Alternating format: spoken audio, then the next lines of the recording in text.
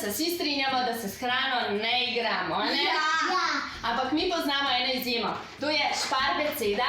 Gre za testenine, ki so hkrati tudi družabna igra in verjamem, da jih nekateri že poznate. To so take lušne testenine v obliki črk slovenske abecede in naprimer medtem, ko čakate, da zavre voda ali pa juha, lahko z otrokom tekmujete, kdo bo v tem času sestavil več besed iz črk, ki ste jih naključno postavili na mrežo oziroma na polja na zadnji strani embalaže.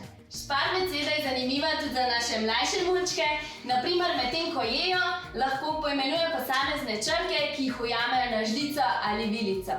Lahko pa tudi medtem, ko čakate, da zavre voda, skupaj z otrokom sestavite celotno abecedo in ko vam uspe, potem te črke samo vržete v vodo in skuhate. In še glavna stvar tega videa, a ste vedeli, da lahko to igro igrate tudi v digitalni obliki in sicer v Šparovi aplikaciji. Tukaj lahko sodelujete vsak dan, ker se bodo vsakodnevno zamenjale tudi črke v poljih.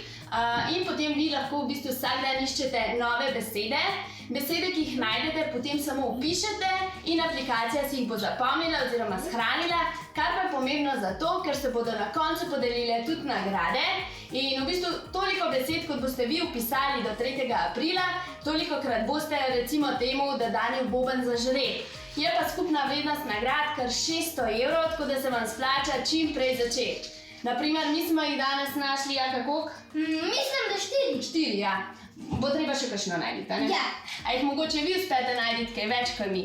Olelelejati. A se ne živijo. Škoda. Kaj pa to? O, pa res, pev. No, da vidimo, ajde. Bo? Ja!